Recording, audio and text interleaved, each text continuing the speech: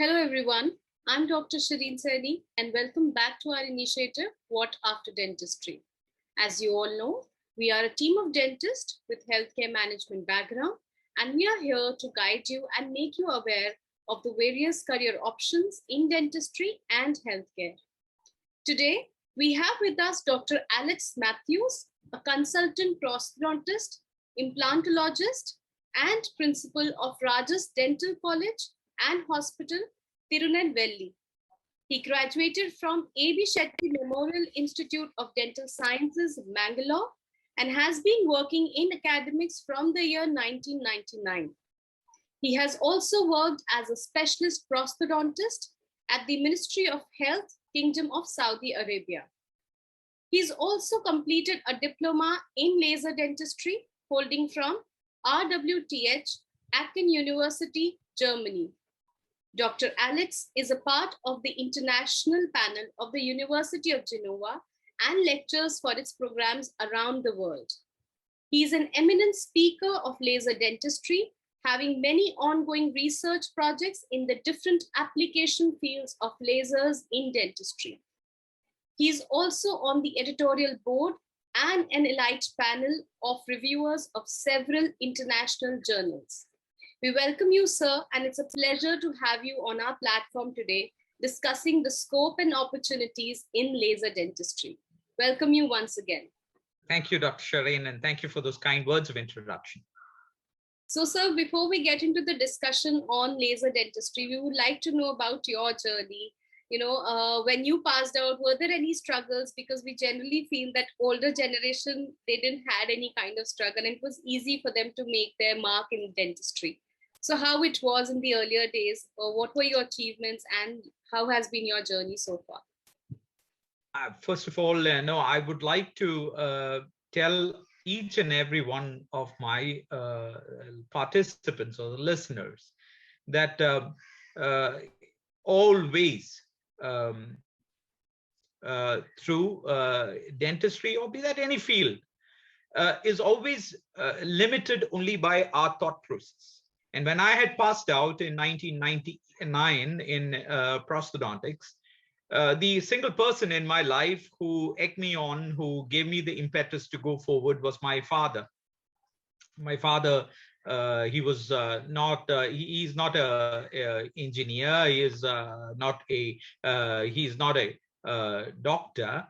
My father was an Air Force officer, and my father always encouraged me to go forward with my learning. And that's my singular message to each one of our participants today, that if you are willing in yourself to keep on updating yourself, if you are willing to keep on with the learning process and keep keeping ahead, keeping abreast with what is coming new in your field, be that whatever your field, let me tell you, you will end up on the shores of success. You will end up in the higher echelons of your practice. Let me tell you, therefore, people who think that, what about dentistry right now? What about dentistry in India right now? What about dentistry in the world right now? Dentistry is the fastest advancing field among all medical or paramedical allied medical fields today, because dentistry has got a lot of ramifications. That's the reason why. It's not just the mainstream dentistry that goes along. There's a lot of ramifications to dentistry. If you look at it, there is laser dentistry, there is implantology, there is in the mainstream of prosthodontics itself, there is occlusion, there is a branch on occlusion, which is branched out directly from occlusion, and particularly specializes in the refinement of occlusion, and thereby the correction of so many day-to-day maladies that our patients face, such as migraine, neck pain. I've got my friend Prafulla Tumathi, professor in prosthodontics, who specializes in that part of dentistry, which is neuromuscular dentistry. He applies the aspects of occlusion to correction of the common day-to-day maladies that one encounters, such as the problems associated with breathing, the airway, occlusional this thing.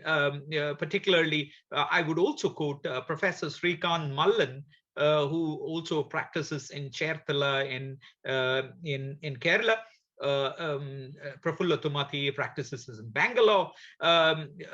Srikant particularly stresses on the occlusal correction that is related to the airway and the breathing, which when opposed leads to related maladies, such as related to the occlusion and related to neck and facial pain. Now, what I'm trying to tell you is the single message. If you try to bring me down to a single answer, a direct answer to what Dr. Shireen asked right now, is that if you choose your area of specialization, how do you choose your area of specialization? The area where you are most content with, your heart feels fulfilled. I'm fulfilled with laser dentistry and implantology. If you were to pursue that, definitely you would come out as a pioneer. You would come out as the leader in that field. I would take a word from Harivansh Rai Bachchan's the Madhushala, that, Rap Kadkar, Thik Chala Chal, Pa Jayega, Tujhe Madhushala.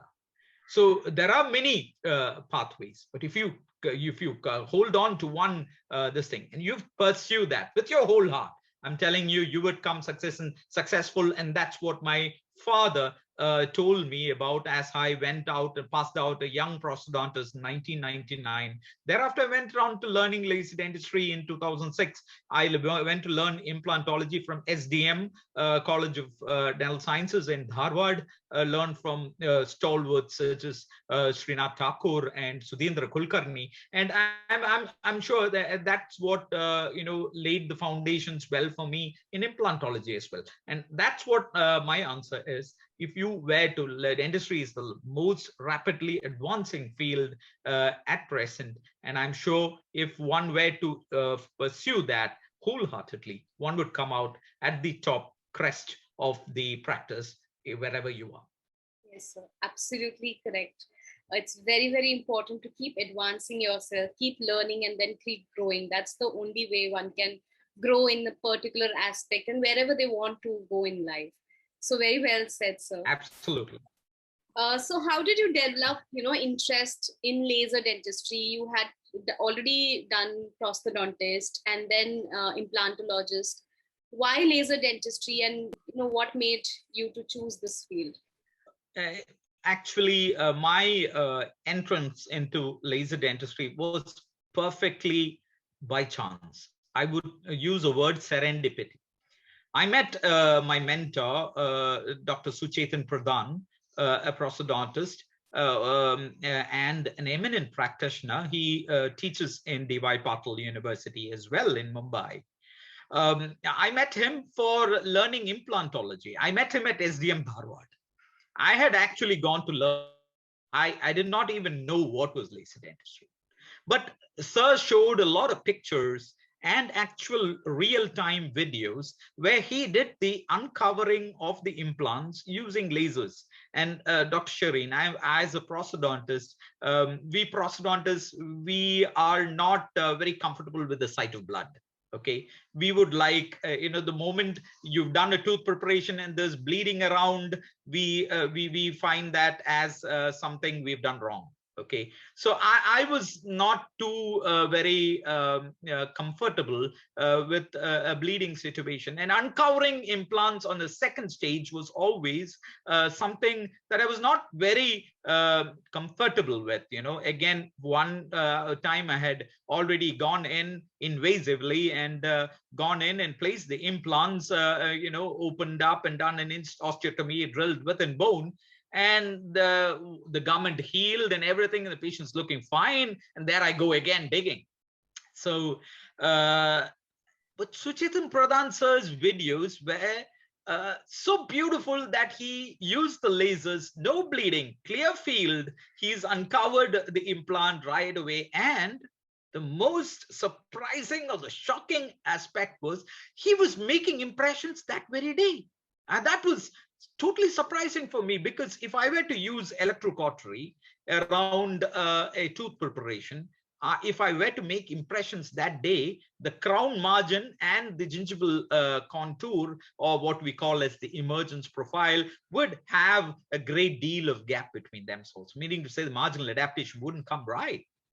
And there he was. I put up my hand and I thought I was the brightest guy in the class, and as if I was the youngest person in that class, so I had the freedom of asking him the question, and he graciously answered me with a lot of patience, saying that lasers are predictable. He says it is predictable that one can uncover the implants by cutting off the gingiva, and you would have a predictable healing wherein you will get the same emergence profile from the gingiva around the implants. And that was very, that enamored me to go in further. Dr. Suchetan Pradhan is my mentor in learning laser dentistry. Thereafter, first I did a certificate program of 3 days and went for a multi-modular program into the learning of laser dentistry with Aachen University thereafter. I think that's great. That's amazing, because the way you've explained it, I'm sure even the new graduates who are listening to the session, they will be able to understand that how laser dentistry and what exactly it does, or it helps you in applying it while you're treating a patient. So thank you so much, sir, for mentioning it so beautifully and making it understandable in such a simple language. So thank you so much. Yeah. So please, sir, please tell our audience about this field. What is laser dentistry? What are the benefits of using this in daily practice? And, how can one pursue this field? First of all, what I need to add on to our audience is that laser dentistry allows you to do a lot of things that you do in your day-to-day practice much better, with a lot of precision, with a lot of minimally invasive precision. And this allows you to reach a greater level of perfection in your practice, and also it reduces the stress on as a practitioner for you. If Dr. Shireen, if you were to allow me to share my screen, I can show a few aspects of laser dentistry, which from a PPT which I've prepared. I'll just show a few applications of laser dentistry, which would transform dentistry as we knew it. Can I do that? Yes, sir. Please. Can I share my screen? Yes, okay. Absolutely. So I'm just sharing my screen here. And there you are. And this is my dad, who's the inspiration for me, who's the reason why I'm here today. His prayers and his motivation has helped me reach where I am today. If you were to take yourself, you won't believe it, laser dentistry, and this is actual research that is happening in King's College London, where you can Google this. Each one of our participants can Google this. There is something called OOOKP, which stands for ophthalmo-odontokeratoprosthesis. Ophthalmo-odontokeratoprosthesis, where in the case of a damaged cornea, the cornea has got multiple layers. I'm not going into these layers and those details, but if you have a damaged cornea, through which cornea, as everyone knows, is the most transparent tissue, or the most transparent substance, the organic substance that we have in nature. It's a miracle of God's creation. If it is opaque, then the light doesn't ever reach the retina and the optic nerve can't read it. you could actually today implant a prosthesis for inside, in addition to what you call laser assisted in situ keratomileusis, where you can do a keyhole surgery. You can open up the cornea and you can scoop out the layers in between the opaque layers, and you can insert a lens into that's called phaco or you can or keyhole surgery in situ keratomileusis, or this is called LASIK, laser assisted in situ keratomileusis. We all heard of LASIK, but what exactly is LASIK? It's about you doing a surgery of your cornea, opening up a layer of the cornea and slipping in a lens into that between the layers of the cornea, which allows you which allows your eye to transmit the light back to the retina, and what the optic nerve can then perceive. But in some cases where the cornea has been extremely damaged, sometimes the eye lens itself is damaged, and you can prepare this. I've given you the reference there, by a canine tooth. A canine tooth is extracted. It acts as the holder for a eye lens to be placed inside the eye itself, inside the cornea itself, and that holder for the lens can therefore allow the passage of light that can go directly into and transmit, or directly go and be perceived by your optic nerve on towards your retina. And there's again further reference that is given. This is not science fiction. This is matter of today. Another thing that I would like to bring to your attention is about optical biopsies. We all get scared the moment the doctor tells us we need to take a biopsy, right? First of all, you're scared about the pain associated with it. Areas to get a biopsy, difficult areas to access, such as a cervical area in a lady patient, is not easy to get a sample. Okay, you have LIBS, laser induced breakdown spectroscopy, where you could go in with a laser and you could take a optical biopsy sample of the suspected cancerous tissue, and you could thereafter the laser plume that is ejected from that sample area or the suspected tumor area can be analyzed to find out whether the tumor, the tissue is actually malignant or benign growth or not. And thereafter, your surgery can be directed accordingly. You need not be very invasive at all. And this is amazing, isn't it? There's no post-operative healing. There's no need for sutures. There's no pain. And the patient goes back into normal life immediately. So this is what an optical biopsy does. The laser blasts off a certain high power pulse of light, which blasts off from the target tissue, and the output light is analyzed to find out whether the tissue is healthy, whether it is borderline, or whether it is ulcerated at frank carcinoma. And that allows your surgery to be quite minimally invasive and more precise. This is another technique, optical coherence tomography, which we have borrowed in dentistry from ophthalmology. That's what I told you. Dentistry is so rapidly advancing that we have got all the technology absorbed from allied fields, and we have adapted it to our own practice, where we are seeing how it would benefit our own patients in identifying whether the area is caries, whether it is a caries on a tooth, or an area which can be carcinogenic in a soft tissue. This is a three-dimensional view of optical coherence tomography in a soft tissue, and thereafter you can actually analyze within a span of 1 millimeter, as you see the scale there, and you can find out whether this tissue is malignant or not. It allows you to identify species of bacteria as well. This is this is same principle, Raman spectroscopy, identified to adapted to the identification of caries lesions. Another area where I'm fortunate to be working with is that snoring. If you ask a patient, do you snore? The immediate answer is, no, I don't snore. I think my wife snores. Or the wife says, no, I don't snore. My husband snores.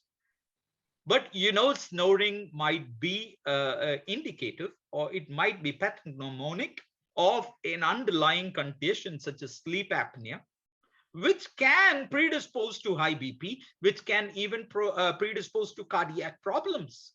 It can predispose to an underlying borderline diabetes mellitus. It can predispose to other lifestyle problems, such as your day-to-day stresses in your life. And this can be treated with laser-assisted uvulopalatoplasty, LAUP, where you can use the laser to those marked areas, the fascial pillars on either side and towards the uvula, where you can place certain cuts into your connective tissue, keeping our overlying epithelium completely intact. You can make certain troughs into your connective tissue. So the intervening tissue is completely normal, mind you. Only you are creating certain microscopic troughs. Now, these troughs are in the realm of 20 microns in width, 20 microns in width, and up to around 30 or 40 microns in depth. That's it. So the intervening normal tissue allows or predisposes to good, faster healing because of good blood supply into the surgical area. And these areas allow for the normal collagen to develop into that areas, and it stretches the palatal area. It stretches the palatal tissue and makes the palatal tissue, which was flaccid before, more rigid, and therefore your snoring can be treated non-invasively. This was treated by ENT surgeons, mind you, under general anesthesia. Now, you are doing this in your clinic. You can do this in your clinic. I can show you videos of it, time permitting, but you can't do it in all cases. According to the Mallampati classification, Srinivas Mallampati, who had given this classification, you can do it in only class 1, class 2, and class 3, and not in class 4. You can, class 3 also is difficult. You can treat snoring quite successfully by this procedure. If you look at this video, you see the flaccidity of the soft palate as it allows inphonation and as your tongue moves. And if it were to be flaccid and coming down, what happens? It obstructs the airway, and that's when you get the snoring. So this can be taken care of in the case of laser-assisted uvulopalatoplasty, as in this case where you are treating this patient here, and you can actually treat it non-invasively. It is not non-contact, and it is you don't even have to go inside the patient's mouth, and you treating the fascial pillar, and you allow a certain cuts into I could talk to you about this for hours, but then we would exceed our permitted time. You cause what is called microscopic treatment zones or microscopic treatment necrosis zones, MTZs. So these microscopic treatment zones where you're cutting into the connective tissue, perpendicular cuts into the connective tissue, allow a certain troughs or wells into the connective tissue with intervening normal tissue, which allows the blood supply, allows normal healing to happen fast, and the fibrosis or the normal pull of rejuvenant collagen allows the treatment to be successful, and the flaccidity of the soft palate is thereby remedied and leads to a very good healing. And see, if you ask her, she's not feeling any pain. You see her smiling there. And this is a beautiful application. Another application of lasers is by what is called photobiomodulation. Photobiomodulation is nothing but using the laser energy, high power laser energy, to use your own body's humoral and healing mechanisms, biochemical and humoral mechanisms to step in and speed up the process of healing. So if you have a flat top handpiece, not the cutting handpiece which you use in laser surgeries, because a cutting handpiece will have a area of a hotspot. It will have an area where you can have high level of energy distribution into one area. You want a flat top handpiece with equal distribution of energy, and you could even treat it for patients such as trigeminal neuralgia. You palpate and find out the areas where the patient is experiencing pain, and you target those areas for exposing to. This is done by uh, my colleague, Dr. Jayant Gaiki in Jaipur. And this is done over a period of several months, where you would get the patients non-invasively treated, non-medically treated, where you get the patient to a greater deal of comfort, as you can see him there. This is herpes, canker sores. We were treated with photobiomodulation. And there are patients, let me tell you, and you got to believe me, where we've treated canker sores with photobiomodulation and has never recurred again.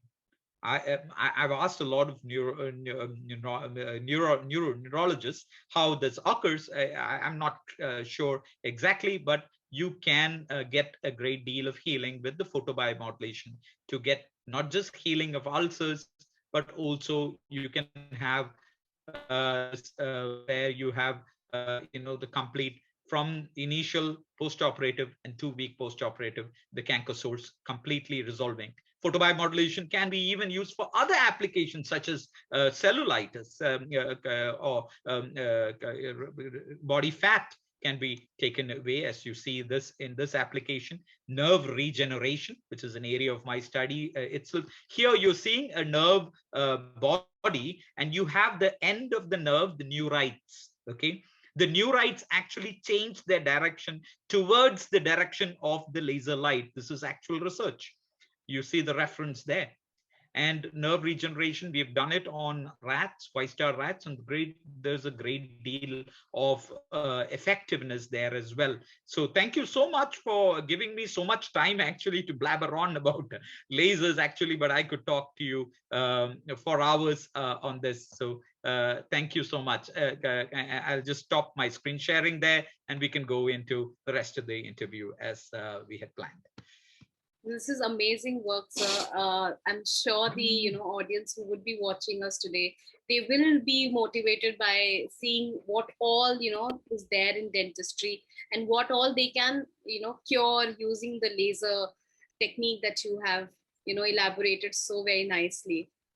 So, so what are the pros and cons of of the laser dentistry? If somebody wants to get into laser dentistry, what are the pros and cons that one should be aware of? It's a very good question, Dr. Shireen. And, the one of the drawbacks, one of the reasons why laser dentistry has not taken up in India as it has taken up in for example, in the Western countries like the United States or in Europe, is because people have started using lasers without a proper training. Everything has a learning curve, okay? Everything has a learning curve, and we have a learning curve in laser dentistry as well. But the problem here is that if you have not understood the principles of application of laser dentistry correctly, you stand a danger of perhaps causing damage, doing more harm than good. So you asked me, what are the pros and cons? The pros and cons are, first is that you need to understand the parameters of what you are using. For example, what am I talking about? The parameters, the power settings that you need to use. Which are the power settings for each application? What are the parameters in terms of whether you would use a pulse mode or whether you would use a continuous wave? You need to know your equipment also well, because there are various equipment, first generation, second generation, third generation, fourth generation. Today's laser units, Dr. Shireen, are fourth generation lasers that we have, which is super pulse diode lasers. So super pulse lasers, soft tissue lasers, super pulse, they allow you to work at the speed of a cutting scalpel, but you can work painlessly. Your patient won't feel pain. You can work painlessly. Secondly, the added advantage in addition to working painlessly is when you're using very small pulses. The advantage is that you don't have collateral damage around the surgical area. You're completely minimally invasive, and that allows for faster healing. Okay. Now, if and only if your patient is comfortable during the treatment procedure, and not just during the treatment procedures, but also the patient is comfortable in the aftermath. When the patient has gone home and the patient did not have a swelling, the patient did not have to take antibiotics, the patient did not have to come back to you for suture removals, then only the patient is going to come back to you and seek further treatment. And the success of your laser dentistry treatment is, I always tell to my students that it's not the day of surgery that you should be worried about. It should be about the day after surgery. It should be after the day after surgery when the patient goes home, how comfortable the patient was with your treatment should be evidenced by the rate of healing. What you ask me in terms of the pros and cons is that one of the cons is that the moment you get a high-powered laser unit in your practice, Dr. Shireen, we are tempted to use it at the highest levels of powers or the highest levels of this thing that we would like, that the unit provides, with this false thinking that high power gives us a lot of speed, high power gives us a lot of cutting efficiency, but also one also should remember in laser dentistry, high power can also mean that the deeper tissues are also getting harmed. You're not being minimally invasive. You inadvertently, you're affecting your deeper tissues as well, which in turn would lead to a slower healing. So that's one of the cons of it. In that, our industry, our dental industry or medical industry that goes along into selling these machines quite often do that without ensuring a proper training of the participants or the purchasing dentists themselves. In Europe and in America, you are mandated before purchasing a laser unit that you have to have a adequate training, then only they give you a certification. Here in India, we don't have a certification agency. We have only very few companies. Let me name one, that is Novo Laser, an Indian-made laser company. An Indian-made laser company that is headed by Dr. Chandrasekhar Yavagal, who is a professor in laser dentistry himself. Chandrasekhar Yavagal, Professor Chandrasekhar Yavagal, he has been an entrepreneur who's been listed on even on the Forbes magazine as one of the newest entrepreneurs, or one of the most innovative entrepreneurs from India. Where laser dentistry has been marketed by Italy and America and other countries, Chandrasekhar, Professor Chandrasekhar has brought it down to India, and he ensures through his network of doctors like Dr. Sachin Malagi, who they ensure that this is bought by doctors who have been trained. And that is essential. So that is one of the cons, Dr. Shireen. And secondly, is that one tends to always think as power is everything. You know, we buy a car. We buy a big car. It should be a big car. We don't believe in a small one anymore. Biggest car, and then we flaunt it on Facebook, and we flaunt it on Instagram, and but always power isn't everything, isn't it, Dr. Shireen? Sometimes working in the most subtle manners produces the best results, as I did show you about photobiomodulation. By photobiomodulation, a low power laser therapy, low LLLT, low level laser therapy, allows for the body's own healing mechanisms to step in and produces the best results. So there is always a thin line between where we should use all of our energy, use all of our power or not, and that is only learned through a sound teaching process, a sound training certification programs, which at present in India, though we have a lot of mentors, we are not able to reach out into the masses and extend this. A lot of people actually have bought laser dentistry or laser units and have left it on the shelves, left it in their operatory showcases to show it to patients as, yes, I've got a laser, but hardly ever uses it because their experiences has been not too very good in that the patient's healing and things like that, or patient has developed I have got patients who have doctors who have called me up saying, sir, I treated a patient for mucocele on the floor of the mouth and now it is developed into a cellulite. It is developed into a salivary canal in the duct. It has become into a calculus. Yeah, because why? Because you blocked the canal. You have not been minimally. So we always do tongue tie. I've done tongue ties in my clinic for even 39-day-old baby, 39-day-old baby. I and my wife is a pedodontist, and we've done tongue tie. Larry Kotlow, Dr. Larry Kotlow in America, he treats his mainstay of his practice is for tongue tie for little babies who can't suckle, they can't feed, have the normal breastfeeding because the baby is not able to latch on and form the seal around the mother's feeding breast, and not able to feed, and the milk drools down. But if you don't do it in the right way, what happens is that you can occlude the salivary duct, and that leads to more harm than good.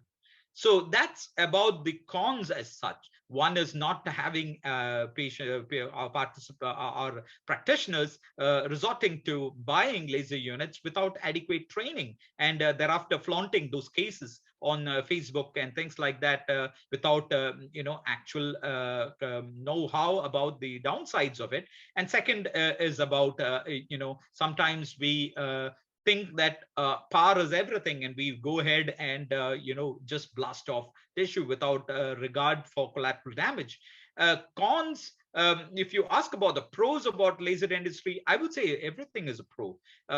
Painlessness, minimally invasive dentistry, and in today's age when you have antibiotic resistance coming into play, lasers being largely able to reduce the bacterial cell counts and reducing the intake of antibiotics and also analgesics helps in today's particular scenario. And also it helps in a great deal in doing a lot of precision work, as I did show you from my slides, that a great deal of precision work can be achieved, which allows us to work whatever we are doing, we are able to do it a little better.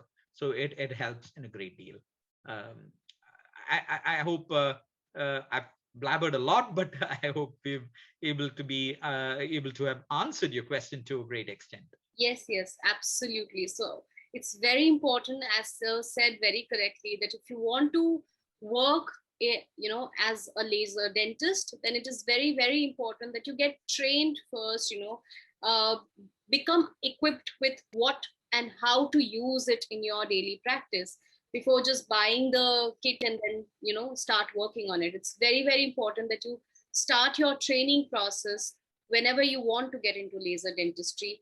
And it's, as Sir very correctly said, it's minimally invasive, it's painless, and of course it has more advantages than disadvantages if you use it correctly in a proper, with the help of proper guidance and training.